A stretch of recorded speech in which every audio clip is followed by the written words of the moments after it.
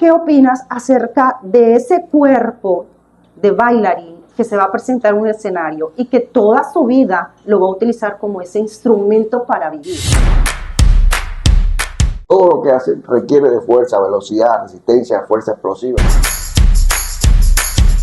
Esa dinámica de carga que va a ir ascendente y ondulante hacia un punto y después va a seguir ondulante pero descendente hacia el momento de la presentación para que no lleguen fatigados.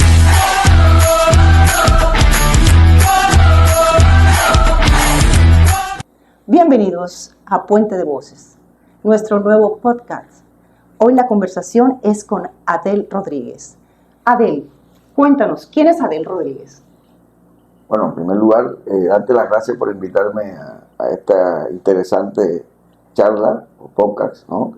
Yo creo que nos brinda la oportunidad de poder conversar de estos temas que nos apasionan y que de pronto seguramente pueda aportarle algo a todos los que nos escuchan. Pues Adel Rodríguez es cubano, nacido y criado en Cuba. Me gradué de licenciado en Cultura Física y Deporte en la Universidad de Matanzas en Cuba. Y allá, después que me gradué, trabajé unos 6 años en el área del deporte y también en el área del turismo recreativo.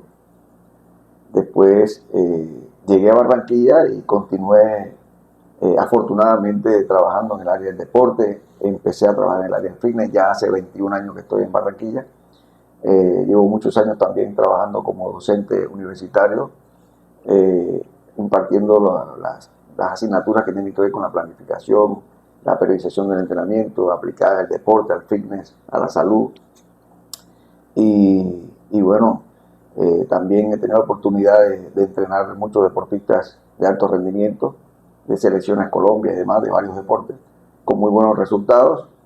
Tengo una especialización en acondicionamiento físico para la salud, otra especialización en ciencias aplicadas al entrenamiento deportivo, una maestría en actividad física y salud, y estoy recién a presentar o a defender mi tesis doctoral en ciencias de la educación. Gracias, Adel, de verdad que es importantísimo tenerte aquí porque desde mi profesión, que soy licenciada en educación física y magíster en actividad física, para mí es apasionante el tema. Pero nosotros venimos a hablar aquí de danza, de la preparación física del bailarín. Nosotros tenemos muy pocos, de verdad, muy poco conocimiento acerca de cómo se hace un entrenamiento específicamente para un bailarín, teniendo en cuenta las técnicas, no importa si es ballet, si es moderno, si es folclore, lo que sea, pero en realidad, ¿tú qué opinas acerca de ese cuerpo de bailarín que se va a presentar en un escenario y que toda su vida lo va a utilizar como ese instrumento para vivir? Tienen que entrenar igual que un deportista. Igual. ¿Por qué? Porque se someten ya en el acto, como digo yo, en el acto competitivo del deportista. El caso de ellos, el acto competitivo es la presentación en el escenario de esos que están ensayando, practicando. Ese momento, ahí se muestran unos niveles, unos movimientos de alto nivel técnico, unos movimientos que requieren de unos niveles de fuerza significativos, fuerza, coordinación, flexibilidad. Necesitan entonces sostener esa precisión durante mucho tiempo sobre el escenario, por lo tanto necesitan resistencia a la fuerza, necesitan resistencia aeróbica cardiovascular para que esa base aeróbica les permita, digamos, trabajar con tranquilidad el sistema cardiovascular, o sea, el corazón, haciendo todas las acciones explosivas que hacen en un escenario, con la coreografía, las cargadas que hacen con las bailarinas. Todo lo que hacen requiere de fuerza, velocidad, resistencia, fuerza explosiva. Entonces requiere una preparación física igual que el deportista. Hay que planificarla, hay que dosificarla. No puede ser hacer cualquier cosa. No, ya que es de esa magnitud y una cuestión para mí muy seria, hay que planificarlo bien y hay que dosificar bien esa carga para que tampoco, digamos, para que se cuide la salud de esos bailarines. Adel, una preguntita. ¿Cómo empezarías tú, por ejemplo, a hacer un plan de trabajo para un bailarín que llega y dice, profe, necesito que tú me ayudes.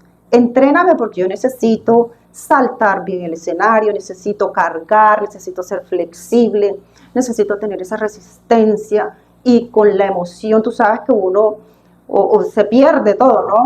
O sea, hay que estar bien, pero bien entrenado. ¿Cómo empezarías tú ese entrenamiento, esa planificación? ¿Qué harías tú? Bueno, lo que se requiere es cuándo comienza la preparación. Ahora mismo tú me dices, hazme un plan de entrenamiento que tengo, yo te voy a preguntar cuándo quieres comenzar. El lunes de la semana que viene, listo. Punto 1, fecha de inicio del plan de entrenamiento. Punto 2, fecha de finalización. ¿Cuándo es la presentación para la cual te vas a preparar? Listo, fecha de la presentación. Cuento la cantidad de semanas que tengo desde la semana que viene a la semana antes de la presentación y ahí armo mi macrociclo de entrenamiento. Divido esa cantidad de microciclos o semanas entre 3 o 4 etapas donde voy a distribuir los contenidos de entrenamiento de fuerza, velocidad, resistencia, fuerza explosiva y demás. De ahí entonces, eso tengo que hacer una periodización del trabajo de fuerza durante ese número de semanas. El trabajo de velocidad, qué voy a hacer, cómo voy a periodizar el entrenamiento cardio aeróbico, cómo voy a periodizar los entrenamientos de explosividad. ¿Ya me entiendes? La coordinación, o sea, todos los aspectos de la preparación lo tengo que periodizar en ese plan. Entonces, tengo que hacer cumplir ahí los principios del entrenamiento, principios de progresión de la carga, de ondulación, de recuperación, de supercompensación, y después individualizar, ya aterrizo toda esa idea general que está planteada sobre unas etapas para llegar a un buen nivel al momento de la presentación, ¿no? Esa dinámica de carga que va a ir ascendente y ondulante hacia un punto y después va a seguir ondulante pero descendente hacia el momento de la presentación para que no lleguen fatigados. Entonces, ese en términos generales, cumpliendo las etapas que se deben, por donde tiene que transitar esas cargas. Después, cuando yo vaya a diseñar la sesión de entrenamiento, yo tengo que aterrizar los ejercicios que yo coloque en cada sesión con los porcentajes que corresponden según lo que haya puesto en el macrociclo. Yo tengo que individualizar a las características de cada bailarín. Okay. ¿Me entiendes? Pero eso es muy individual, o sea, claro, ahí se va desprendiendo un plan individual, ¿no? Hay que hacer un estudio, así como se hace en el deporte, se hace con cualquier persona en el fitness, cualquier persona que tiene una patología, que tú tienes que estudiar el caso, hay que estudiar el caso de cada bailarín. ¿Qué tanto se agota cada bailarín? ¿Qué tanto esfuerzo hace cada uno con relación al otro? ¿Será que todos hacen el mismo esfuerzo o no? Hay uno que tiene más esfuerzo que otro. O sea, hay que revisar todo eso. ¿Qué características individuales tiene cada uno en cuanto a la percepción de ellos ante el esfuerzo? Por ejemplo, hay ejercicios que lo estimulan muy bien a unos y no tanto a otros. Entonces eso hay que conversarlo con cada bailarín. Y esa es una información que hay que tener para poder individualizar esa idea de porcentaje y contenido que uno plasma en el macrociclo, irla aterrizando a las características de cada uno. Porque es un estudio, hay que estudiar la situación. Hay que estudiar, hay que ver videos de las presentaciones de los bailarines. Ver cuáles son los esfuerzos que requieren cada bailarín en ese video, cuáles son los movimientos, cuáles son los tipos de movimientos que requieren fuerza, qué músculos participan con más protagonismo. O sea, hay que hacer un estudio. Un estudio completo, una investigación. Sí. Una preguntita. Antes de empezar con ese bailarín, ¿le aplicas algún test específico? Es necesario saber de dónde partir, ¿verdad? Con los porcentajes de carga y todo eso. Bueno, me imagino que los test físicos tienen ahí en esa planificación su importancia. Sí, claro, total. Fíjate que ya te armé el plan y no te he evaluado. Ajá. Pero sí te hice unas preguntas. Necesito para construir el plan unos datos. No puedo construir el plan de la nada. Pero ya te pregunté. Esa información inicial es suficiente para diseñar el plan. Fecha de inicio, fecha de finalización, ¿cierto? En qué edad tienen ellos, igual te la iba a preguntar para saber a partir de eso cuál va a ser los porcentajes de carga que te voy a colocar a esos bailarines en cuanto al entrenamiento de la fuerza, porque según la edad no te voy a colocar los mismos porcentajes. ¿Ya me entiendes? Entonces, con esa información que todavía no te he evaluado, es una información verbal, ya yo tengo suficiente para diseñar el plan. Si yo quiero, yo también puedo esperar a hacer una evaluación de la condición física atlética, porque es una condición física atlética, no saludable. Exacto. Porque ellos se tienen que preparar para una exigencia igual que un deportista. Hay que tener claro eso. Entonces, espérate, quiero llegar antes que se me olvide. Me acabas de hacer caer en cuenta algo. Los test físicos para un atleta son completamente diferentes a un test físico para una persona común y corriente que solamente se lo hacen para saber cómo está su salud. Claro, claro.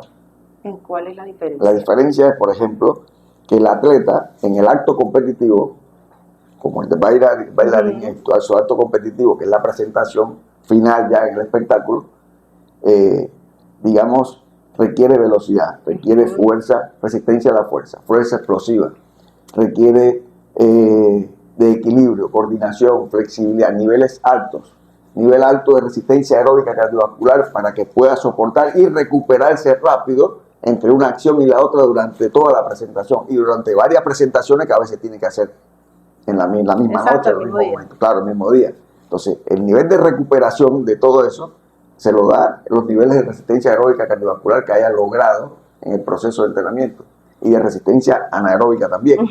Entonces, ¿eso qué significa? Que la evaluación tiene que ser no solo de resistencia a la fuerza de tren superior, resistencia a la fuerza de tren medio, resistencia a la fuerza de tren inferior, sino también fuerza explosiva, niveles de fuerza explosiva de miembros inferiores, resistencia aeróbica cardiovascular de corta, mediana o larga duración, un test más prolongado. Puede haber un test de salto, puede haber un test de velocidad o de varias repeticiones de velocidad para medir de alguna manera la resistencia anaeróbica que también necesita. ¿Ya me entiendes? Esos test de explosividad, de velocidad, de salto, no hay que hacer eso a la persona que no es deportista ni que es bailarín de este nivel. O sea, una persona aparentemente sana, el área fitness y la salud, solamente le hace un test de resistencia aeróbica, resistencia a la fuerza de tren superior, tren medio, tren inferior, en 1 minuto, 30 minutos, 30 segundos, según el baremo que se utilice y digamos, el autor que tú vayas a utilizar, la batería de pruebas. Un test, digamos, puede haber un test de coordinación, un test de flexibilidad, yo lo tengo en el protocolo, y un test de resistencia aeróbica que puede ser un test de caminata de 6 minutos, y ya, puede ser un test de Cooper modificado, que también existe, pero no hay que hacer test de velocidad, ni test de salto, digamos, no es necesario, no es que no se pueda, pero no es necesario llevarlo a esos niveles de evaluación. Ok, o sea que el bailarín que está iniciando se le puede aplicar esto, porque igual es un chico que viene prácticamente de una institución donde no le dan una educación física, un trabajo de desarrollo de acondicionamiento físico y prácticamente uno tiene que empezar de cero. ¿Qué test le aplicas tú a un deportista? Por ejemplo, el de resistencia. Bueno, el test de resistencia aeróbica cardiovascular que yo he aplicado toda mi vida es un test que yo defiendo mucho porque los entrenadores, con el paso del tiempo, algunos tienden a desechar, ¿no? Herramientas del entrenamiento, pero a veces sin analizar un poquito por qué la desechan. Entonces, ¿cuál test yo aplico? El test de Cooper, toda mi vida. Ahora, ¿qué es lo que pasa con los test? A veces, una vez un deportista de triatlón, yo estaba entrenando, asesorando, me dice, profe, pero el test de Cooper no se parece a lo que pasa en la carrera de triatlón. Yo le digo, no, ningún test de los que puedas hacer se va a parecer a la acción competitiva real, en ese caso y en muchos. Ahora, la pregunta es, ¿para qué yo uso cada test? No se puede desechar nada, porque si tiene un objetivo claro, te va a servir. Entonces, ese test, ¿para qué yo lo uso? Para tener una información. ¿Qué información me da? Si tu nivel de resistencia aeróbica cardiovascular, cuál es tu nivel inicial, y en la medida que yo te entrene y te lo vaya repitiendo el test, me va diciendo si tú vas mejorando o no. Si yo quiero saber tu nivel de resistencia aeróbica, pero digamos, no la capacidad aeróbica, que es lo que me da el test de Cooper, sino la potencia aeróbica, donde hace falta un poquito más de intensidad en la carrera, en la prueba, hay que ir aumentando un poco más la intensidad del ritmo de la carrera, que no es lo que se tiene que hacer en el test de Cooper, que es estabilizar el ritmo lo más alto posible. Hay un test que se llama test de Leyer, que es un test que te mide otra cosa, no mide lo mismo que el test de Cooper. O sea, no es mejor ni peor, porque ahí me preguntan, ¿no? Digo, bueno, es mejor, depende del objetivo. Claro. Si el objetivo es medir potencia aeróbica, es mejor el test de Leyer. Pero si el objetivo es medir capacidad aeróbica, te sirve el test de Cooper. ¿No me entiendes? Sí. Entonces, depende del objetivo. Del objetivo. Otra cosa, profe. El test de Dixon, que es el que se recupera para saber qué tan rápido se recupera el deportista. No sé si tú lo aplicas. Yo por lo general no lo aplicas. Bueno, el test de Dixon se supone que es un test donde en 45 segundos tú haces el mayor número de 30 sentadillas y te tomas el pulso y descansas un minuto y después tomas otra vez el pulso y ahí tú ves qué tan rápido se recupera la persona. Entonces, como yo no tengo la capacidad, por ejemplo, el lugar para hacer el de Cooper, yo digo, no, vamos a aplicarle al bailarín. Y yo lo asocio con que, bueno, el bailarín llega, hizo un mapa, salió, se tiene que recuperar rápido, para que tanto te recupere. Vuelve y entra y hace una puya, sale, y ahí me voy midiendo, se recupera rápido, y no se recupera. Sí. Entonces, si no se recupera rápido, pues ahí sí hay que hacer el entrenamiento más continuo. ¿Qué recomiendas tú cuando nosotros nos encontramos a un chico que no tiene las capacidades o las condiciones? Tú dices, caramba, tengo nada más 3 meses. Bueno, hay que incluir en el plan de entrenamiento el objetivo de la resistencia anaeróbica. Hay que incluir ejercicios de repeticiones de tramos de velocidad, lo que le llaman popularmente piques de velocidad, de 10 metros, de 20 metros, de 30 metros, de 50 metros, en los espacios donde uno tenga disponible para entrenar. Entonces, la clave de los test es que donde tú lo apliques, ahí lo repitas siempre de la misma condición para poderla comparar los resultados. Pero hay que tratar de hacer un test de carrera de resistencia aeróbica. Para mí es importante. Ese que tú dices está bueno porque te da un dato de recuperación y el nivel de recuperación te mide la capacidad de resistencia aeróbica. O sea, eso tiene relación. Pero de todas maneras, no es el mismo estímulo. No es el mismo Entonces, estímulo. En el plan hay que tratar.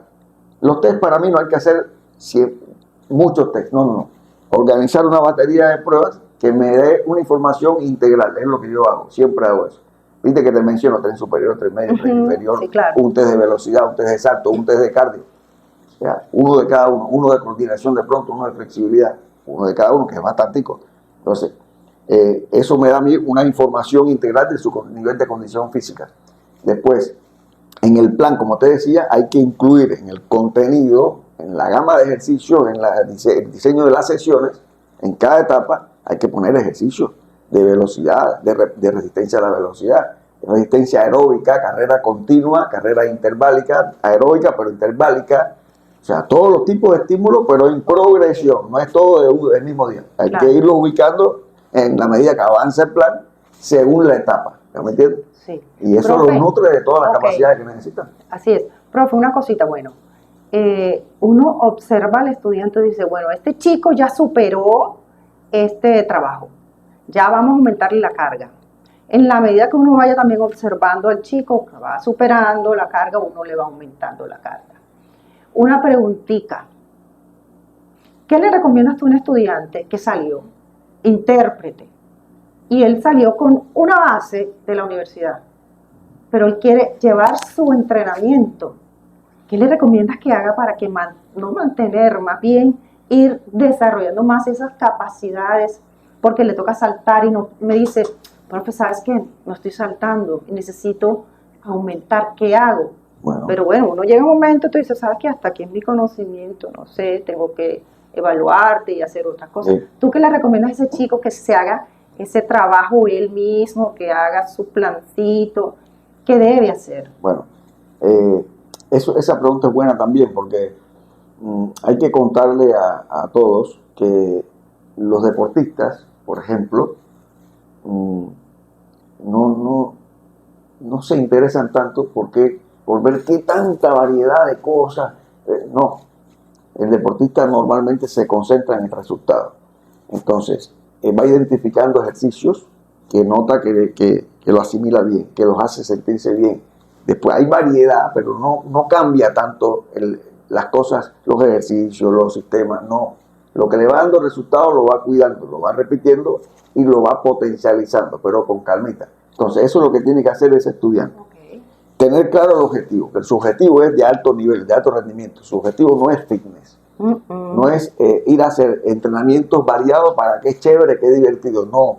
Es concentrado en que la dosificación de las cargas tiene que ir en progresión, de un plan de entrenamiento a otro, de una etapa a la otra, como yo te contaba, y después se gradúa, sigue entrenando, bueno, puede haber en esa dinámica de carga donde utilizó unos porcentajes y unas combinaciones de porcentajes, con, digamos, de fuerza, velocidad, resistencia y demás, esas combinaciones se pueden ir cambiando, se puede ir aumentando el nivel de exigencia de esas combinaciones de porcentajes, y ahí está la progresión. ¿Me entiendes? La progresión también está en ir aumentando el grado de dificultad de los ejercicios que voy colocando en las sesiones de entrenamiento. O sea, hay muchas maneras de aumentar el grado de dificultad, ¿me entiendes? Dentro del mismo plan. Por eso hay que escribirlo, hay que hacerlo, hay que diseñarlo, porque esa es la única manera de que tú tienes de poderlo perfeccionar, de poderlo mejorar.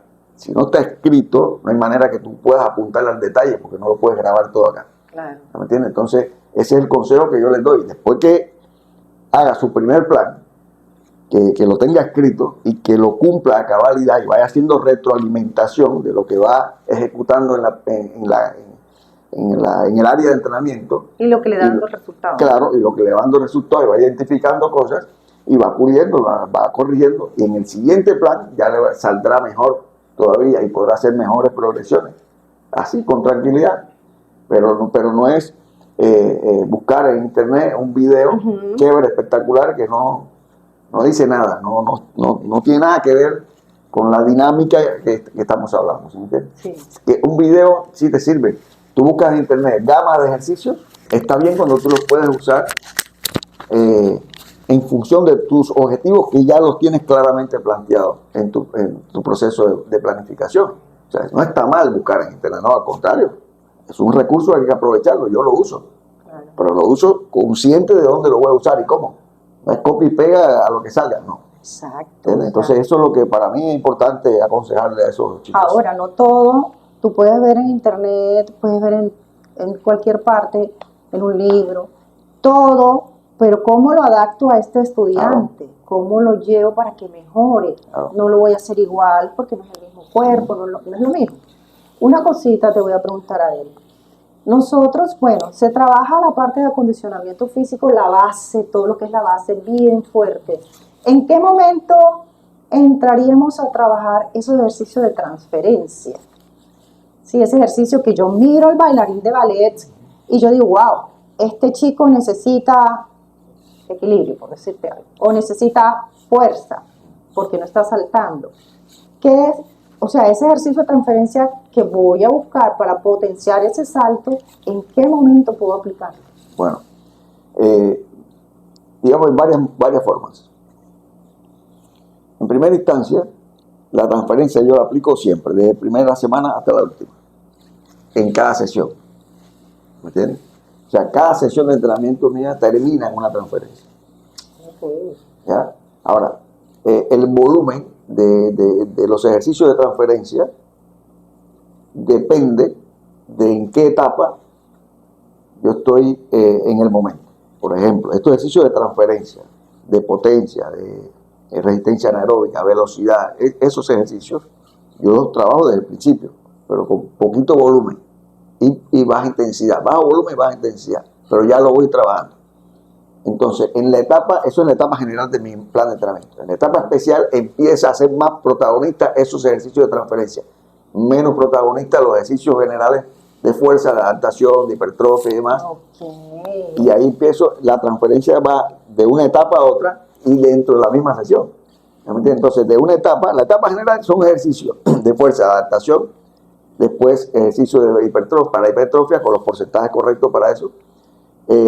Después puedo trabajar resistencia a la fuerza y con esos dos elementos, esa base de fuerza, hago la transferencia en la siguiente etapa, ya cerca del evento. Entonces empiezo a hacer trabajo de fuerza explosiva, ¿ya? y resistencia a la fuerza explosiva, que es la última fase de la fuerza antes de la presentación, porque es con eso con lo que va a hacer la presentación. Es eso lo que necesita, resistencia a las acciones explosivas. Tiene que hacer tantas acciones explosivas como su acto artístico lo requiera, sin cansarse. Entonces, asimismo, esa es ya la periodización de la fuerza. Y ya hay transferencia de una etapa a la otra y hay transferencia en la misma sesión. Los ejercicios de fuerza que corresponden, y siempre termino con algún ejercicio de salto, algún ejercicio de velocidad de desplazamiento, algún ejercicio de coordinación combinado con un ejercicio de velocidad y la resistencia aeróbica cardiovascular. Después, ojalá, dentro de la semana, hayan días para trabajo de fuerza, días para trabajo de resistencia aeróbica cardiovascular, de corta, mediana, larga duración, y trabajos de velocidad en distancias un poquito más largas. O sea, tú que cada día tú coges un trabajo diferente, específico. O sea, el día solamente de fuerza, de tren superior, por eso es lo ideal. Depende de cómo se diseñe lo que yo le llamo la estructura de la semana o la estructura del microciclo. O sea, de lunes a domingo, qué día va a entrenar y a qué hora, cuántos días, cuántas sesiones por día y a qué hora. De lunes a domingo. No, dentro de la semana, el lunes a domingo, sí. Tú me dices, no, yo tengo tiempo para entrenar la preparación física 3 días, lunes, miércoles y viernes. Listo. Entonces, ¿tú qué recomiendas? 3 días, 4 días, 5 días, ¿qué recomiendas? Yo recomiendo mínimo 5 días. ¿Para qué? Para garantizar al menos 2 días de fuerza y los días alternos, resistencia aeróbica cardiovascular, que yo lo combino también, esos 3 días de resistencia aeróbica cardiovascular, haciendo unos trabajos de velocidad primero y de resistencia a la velocidad según la etapa, y después lo termino esa jornada con el trabajo de resistencia aeróbica cardiovascular de corta, mediana, larga duración, depende de la progresión. Y los 2 días alternos de fuerza, solo fuerza, en gimnasio con la transferencia. Ok, profe, pero eso lo hace un futbolista, un basquetbolista, un voleibolista, un patinador, ahora el bailarín. Igual. El bailarín hace clase técnica. Sí. ¿Cuántas veces tiene que hacer? Por ellos 5 días. La clase técnica es desgastante, sí. ¿verdad? Porque estás en una barra, estás subiendo, hay saltos, hay baile, hay coreografía. ¿A qué hora hace esa clase, por ejemplo? Ellos varían, puede ser en la mañana o en la noche. ¿Cuánto dura cada sesión de técnica? Como 2 horas. 2 horas. Bien, bueno, eso hay que dosificarlo, gracias por decirlo. Porque eso tiene que estar en el plan. Y eso es lo que le llamamos en el deporte la dosificación del trabajo técnico-táctico y competitivo. O sea, ese aspecto de la preparación del deportista es el mismo aspecto de la preparación del bailarín, la preparación técnica. Entonces, ese tiempo que se le dedica a esa preparación técnica hay que dosificarlo también. Y esa cantidad de repeticiones de cada ejercicio, eso hay que dosificarlo también. Porque la cantidad de veces que repiten una cargada, todos los bailarines, todos no pueden hacer la misma cantidad de repeticiones. No tienen la misma resistencia a la fuerza. Sí. Por lo tanto, hay que dosificar ese esfuerzo. ¿Sabes qué pasa con eso? Que pasa mucho en el deporte también a veces, o con frecuencia, que como muchas veces no se dosifica eso, entonces corremos el riesgo de todos los días estar entrenando a ese individuo, en este caso puede ser deportista, en este caso es bailarín, al 100% de su capacidad. Y yo te pregunto, ¿está bien entrenarla todos los días al 100%? No, porque entonces los principios del entrenamiento y la ciencia, ¿para qué está? Exacto. Hay que dosificar, y como por qué lo hace. Todos los días entrenan al 100%, hasta el fallo, hasta que se cansaron. Bueno, eso hay que dosificarlo, eso hay que controlarlo, y eso hay que escribirlo, y hay que ponerle porcentaje y progresión. O sea, profe, tú dices que una clase la tengo que dosificar, claro. No hacerla siempre con la misma intensidad y el mismo esquema. Ni siquiera tiene que durar lo mismo, el volumen de la clase total no tiene que ser siempre 2 horas. Okay. Si usted dosifica ese volumen progresivo y ondulante, de menos a más hacia la mitad del macro, y después lo va disminuyendo hacia el día de la presentación, eso es dosificar, eso es hacer cumplir todos los principios del entrenamiento: progresión, ondulación, recuperación, supercompensación, y el cerebro de esos bailarines lo identifica. El cerebro se vuelve loco cuando todos los días lo llevan al fallo. Entonces, ¿qué hace el cerebro? Manda el mecanismo de defensa, que es el calambre, la lesión. La lesión. Bueno, profe, ¿cómo hacemos entonces para tomar la clase, que va a ser así porque el bailarín es eso, el bailarín todos los días hace su misma barra y al final hace la coreografía que van a trabajar. Mira eso, o sea, se trabajan toda la barra y al final coreografía. Okay. ¿Cómo haces tú si le tienes un plan? Sí. Él va a hacer lunes, martes, miércoles, jueves y viernes Bien. clase de ballet con la misma intensidad, siempre. Sí. Porque ellos siempre piensan mejorar, mejorar, mejorar.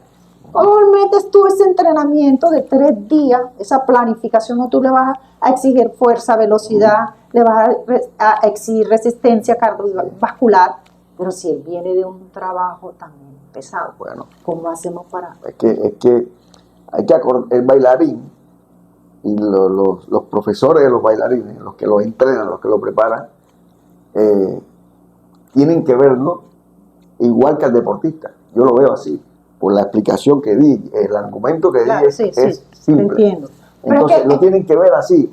¿Por qué? Porque es el mismo ser humano Así es, haciendo dos actividades diferentes. total.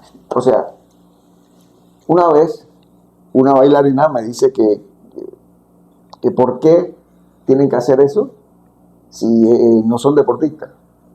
Yo, bueno, el tema es que para entenderlo tienes que entender el deporte. Porque el tema no es que si es deportista o no. El tema es que es un esfuerzo al cual tú estás sometiendo a otro ser humano. O sea, los sistemas cardiovascular, respiratorio, osteomuscular de un ser humano, tú lo estás sometiendo a unos niveles de esfuerzo. El basquetbolista, el futbolista, ningún deporte es igual. Así. O sea, el entrenamiento del bailarín puede entrar fácilmente dentro de una disciplina deportiva, facilito, porque se somete a la misma cantidad de esfuerzo de muchos deportes. Hay muchos deportes que ni se acercan a los esfuerzos que tiene que hacer un bailarín en su preparación y en su presentación, ni se acercan. Y están comprendidos dentro del sistema deportivo. ¿Ya me entienden? Entonces, Sí. como es un esfuerzo al que estamos sometiendo el sistema cardiovascular, respiratorio, osteomuscular de ese ser humano, eso hay que dosificarlo porque entonces no están cuidando la salud de ese. Entonces, no es que siempre es eso, si siempre se ha hecho así, siempre se ha hecho mal. Sí. Qué pena.